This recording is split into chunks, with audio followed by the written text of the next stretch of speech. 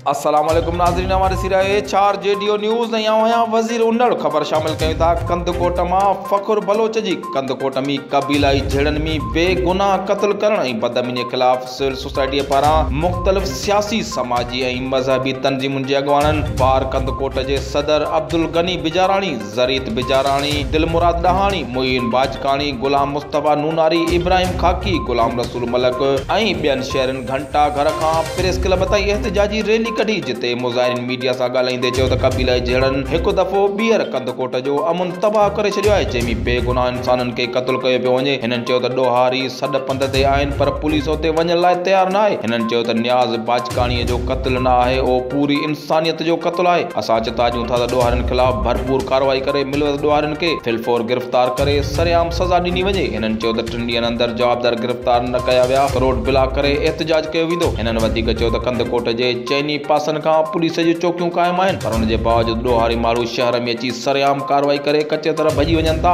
ऐं सिंध पुलिस बेवस बणियल आहे। हिननि वज़ीर आला सिंध सैयद मुराद अली शाह, IG सिंध मुश्ताक महर, DIG लाड़काणो खां घुर कई आहे त जवाबदारनि खे फौरी तौर गिरफ़्तार करे शहर में अमन अमान क़ाइमु कयो वञे। HR JD न्यूज़ में फ़िलहाल एतिरो ई। वधीक ख़बर ऐं अपडेट्स लाइ ॾिसंदा रहो HR JD न्यूज़।